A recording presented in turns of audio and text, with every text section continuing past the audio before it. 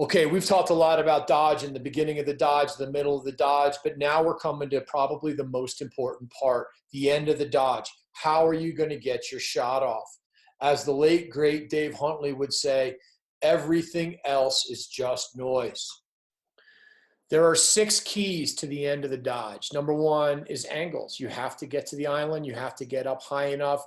Getting up to 7 and 3 where you're high enough and into the middle enough to have angle is critical. There are 6 keys to the end of the dodge. Number 1, it's all about angles. You have to get to the middle of the field. Number 2, you have to be able to shoot around your man. You're not necessarily going to see the net. The eyes on your stick can see more than the eyes in your head. Shoot the ball around your man. You must be physical. By leaning in and initiating contact, this will allow you to fight for your angle. You must make your man resist you enough to get him off balance. This is what posting up is all about. You must be able to fake passes and shots to create windows of opportunity to be able to feed and shoot. And lastly, you need to have your head up so you can see the defense coming. Defenses love to slide to post-ups, and they like to slide to the inside rolls. Be ready for it. Listen, there are a ton of great moves, okay? Come around shots and fade shots and reverse fade shots and question mark moves and MJ moves, bee stings. There's all different post-up techniques, different kinds of rockers, rip moves, hook moves. There's a million different fakes. But we're going to break them down into 2 basic scenarios. One when you're coming with speed and one when you're posting up. So you're coming around with speed means you're going to shoot screen shots and dive shots and fade shots and question marks. When you're posting up, it's when you're pushing your way in, and you're going to either use your shuffle post up or your squared up post up or your back in post up. This is going to set up your inside rolls. You're going to be able to fake your inside rolls with your exaggerated rockers, and you're going to be able to use rip moves and fakes all the way through. So let's dive into the video. We're going to start off with come around shots. You know, sometimes you beat your guy so badly that you just come around and bury it, it's no problem. But most times you're going to have to fight for your angle. Diving is often a really good way to do it. It increases your angle. Watch Rob Pennell here executing a few hesitation moves and diving with the stick low to shoot it high. You need to be able to shoot your backhand shot. It increases your angle and it allows you to come equally to your left and your right and still have comfort. Watch Rob Pennell here shoot a one-hand come-around shot. Why? Because sometimes the defense is just wrapping up your arm so badly that you got to be able to shoot it. He's in position. Your behind-the-back shot is an absolute must for your repertoire, just like John Grant Jr. here. He is selling far side with his body lean as he's popping the ball near side. Your inside roll, it's a classic move. It happens in a couple of different ways when teams are trying to take away your top side, especially in their V hold. Anytime you're running hard against a V hold, you're going to be set up for an inside roll. And here, Ryder Garnsey inside rolls his man and the slide. Sometimes being very physical and creating that resistance that I was referring to before will allow you to spin right to the inside. You're going to see it happen again here on a dump to X. Palisek drives, slams his man, and spins to the inside for his inside roll. No matter how you're going to do it, if they're stopping your top side, you're going to get underneath. Here's an example in box lacrosse where the top side sell and an inside roll. Question marks and MJ moves are fundamental for your game. We talk a lot about this in our pop-out presentation. But it's impossible for the defense to stop you turning the corner, rolling back in your inside roll, and stepping away into space. And if they ever do try to stop it, you can always roll back again on an MJ move. Your fade shot series. We talk a lot about this in our pop-out presentations. Fade shots are simply speed moves from behind the net in which the offensive player steps away and shoots it around his man. This was a must. There's no way Jordan Wolf sees net. He doesn't see anything, but he knows that his stick's eyes are going to see the net, and he's going to be able to put it far side. Ryder Garnsey uses the fade shot as well as anyone in college lacrosse. Let's watch Connor Cannizzaro use his fade shot wind-up series. Your fade shot can set up a wind-up face dodge or a swim move or a toe drag. Here, Rob Pennell loves his reverse fade shot. He's got a good left, but he'd rather shoot right. And here you're going to see him stick his body in, pivot on his left foot, and shoot an underhand shot that allows him to maintain his angle. It's just like the fade shot, but allows him to switch hands. It's kind of a cross between a fade shot and a question mark. Kevin Rice executing the step back fade shot. This is a very subtle shot where he's really in a post-up position. The defender is holding him low on his hips, and all he does is take one step back and shoot it over the top. Let's talk a little bit about post-ups. There's 3 different kinds of post-ups, and we're going to study all 3. This first one is the shuffle post-up. It's where you use the natural hesitation of shuffling in the strong position of a shuffle to be able to push your way in and out. And watch Lyle Thompson create separation. Let's watch him create separation one more time. The natural hesitation and the ability to change direction makes the shuffle post-up really effective. Here, Jordan Wolf being strong with it, hips low, shuffling in, shuffling out, and gaining topside angle. Kevin Rice using the shuffle hesitation against a V-hold to be able to come topside. The shuffle post-up is like a shuffle hesitation. It makes it so hard on the defense to be able to play you when they think you're shooting and you're actually just posting up. Squared up post-up. This is the strongest position. This is the equivalent of pushing a car out of the snow. You're squaring up to it. You're pushing your way in. And this puts so much pressure on the defense because they have to resist all of your strength and power. It allows for inside rolls and rockers. It allows you to get your man off balance. A lot of box players use the squared up post-up. It's such a strong position. If you can get your man to resist you this much, you're going to be able to get him off balance with any type of rocker, and it makes easy inside spins available. Randy Stats is a master of it. He's going against a short stick, pushing. And the other thing is that when you're posting up in these squared up post-up situations, they have to slide because they know you're in such a strong position. But the beauty of this posture is he's looking right over the shoulder of his man. Look at that. His vision of the field is unparalleled. The last post-up position is your back-end post-up. And Canadians love this. Here's Jeff Teat. He's not a big guy. He's 160 pounds, and he's sticking his back into his man, drawing a slide, head up, moves the ball. Ethan Walker, not a big guy, back-end post-up, turns and shoots his weekend shot. You can get people off balance when they don't know what you're doing, when you're putting your back to them. Here, Callum Crawford, a little back-end post-up and pumps up the field, splits the gap. Here he is again, just backing in, seeing what's going to happen, looking, feeding, waiting for cutters all day. Look at the attention that Crawford draws by sticking his body right in there. It makes feeding so much easier, and his hands are free. John Grant Jr. is the king. And watch him fake a pass with one hand, fake forward, fake backhand, turn and shoot. It's a lot like a fade shot. It's like a step back shot from your backhand post up. Adam Jones makes a living off this. He sticks his back in and steps away with a little Powell's pump. Watch Sean Evans here. He's not a big guy. He sticks his back in hard, steps away, hammers a fake swim move to a nifty little twister. And then watch this. This is where your back in, step back, fade, wind up series comes to fruition. Let's talk a little bit about rocker moves. Rocker moves are awesome. They're fake inside rolls. Garnsey is one of the best. Look at that move. How did he do that? One thing he does here that's really interesting, and this could be in the double threat presentation, is he plays in this really tight quarters and he switches his hips. He's got hips facing. Now he switches his hips away. I watched a Steve Nash video where he talked about hip swivel.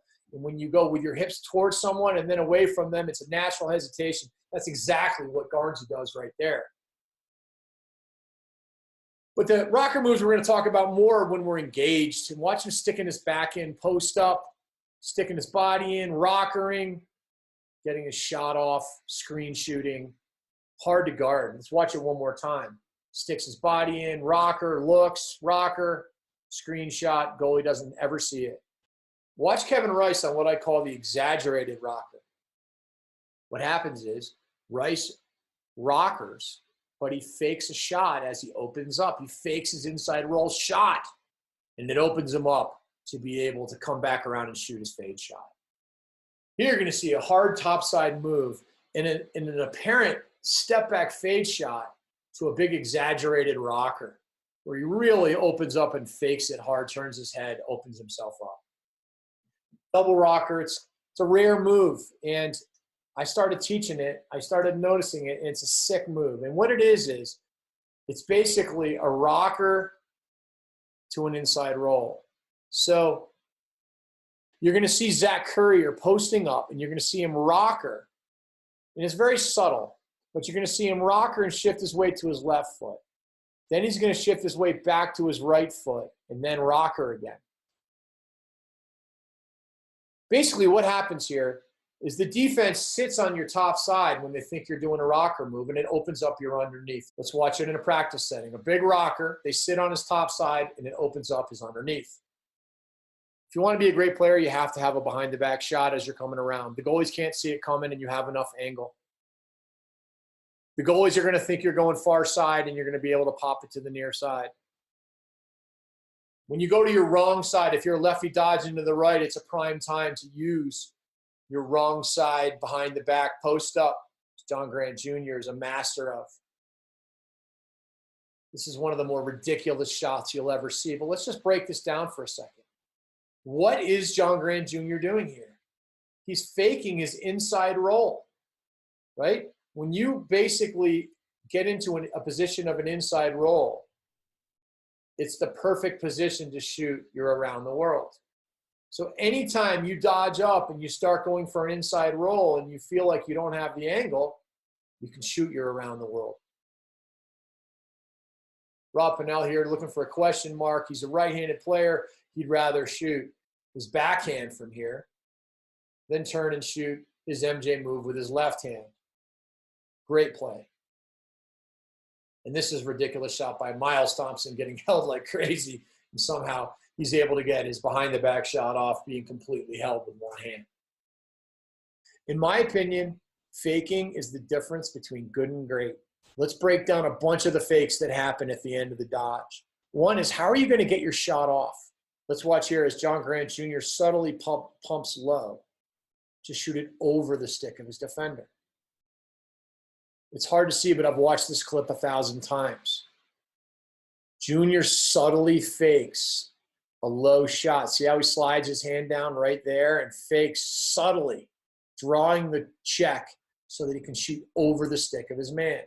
Here you're going to see Connor Fields faking his underhand hitch. Similar fake to Junior. I love the underhand hitch. It forces people to swing and opens up a window to shoot.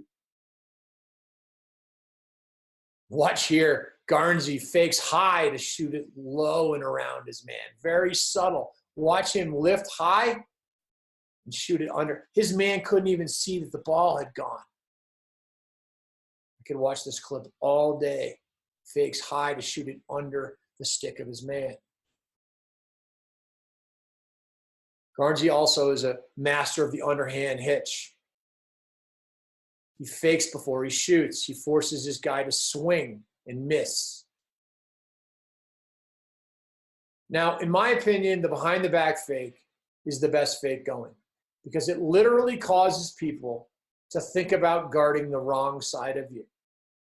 I think that anytime you're coming top side, you should be faking behind the back. You can fake it hard and turn them around, but really it's just a subtle little fakes that move players and move a goalie that allow you to open up a window to shoot. Fake and shoot.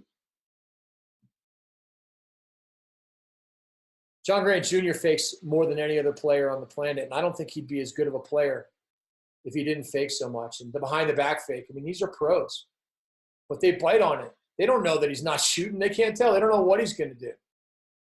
I love watching Randy's stats.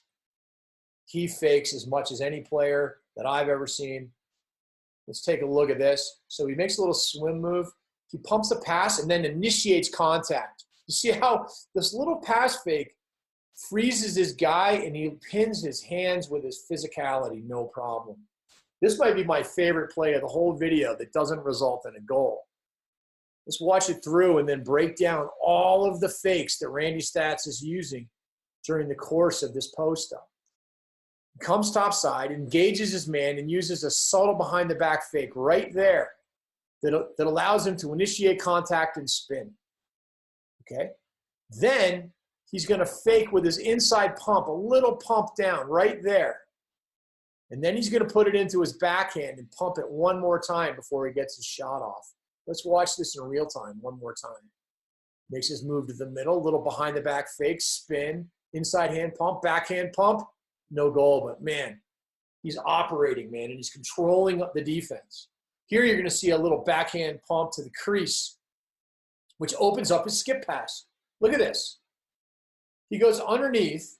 He fakes a backhand pass to the crease, and it causes the backside defender to get all the way down because there's a second slide coming, and he fakes a backhand pass. Gets the defense to overcover the ball side and opens up the backside for the easy skip pass. Jump fakes are amazing too. Watch this step away jump fake, get underneath, misses the shot but had his guy. Garnsey is a master of faking.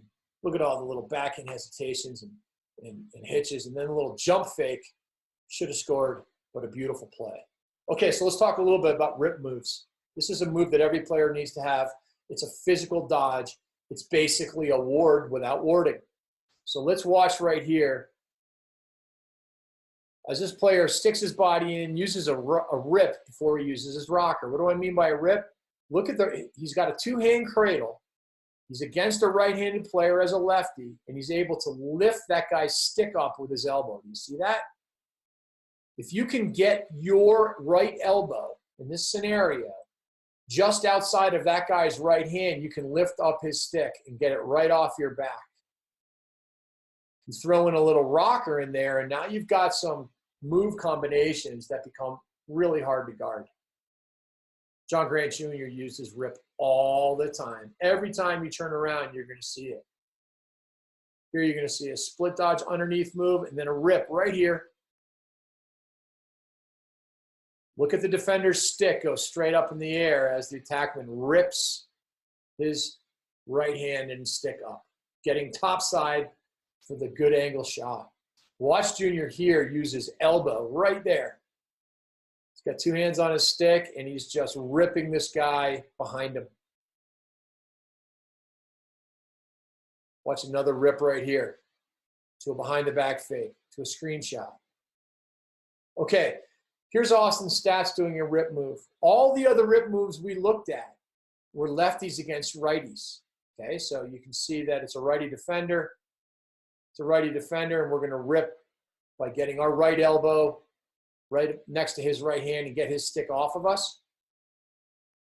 Let's take a look at Austin's stats here as he uses the rip move against a lefty defender. When you're going against a lefty defender, you're just going to rip downwards instead of lifting up. In this case, Stats is using his right hand and elbow to get the defender's right fist of his cross check off his body, giving him the top side. The last move we're going to talk about is a hook move. So I watched this clip one day, a couple years ago, and I was like, wait a minute, what just happened here? John Grant Jr. is dodging against Lee Zink, and there's a V-hold. And now all of a sudden, Lee Zink's stick is on the wrong side, and John Grant Jr. is inside rolling. And it's like there's no defender on him anymore because this defender is now following him on the wrong side of him, and he's walking in and scoring. I watched this like 10 times. So then I saw it again. I was like, wait, it just happened again. I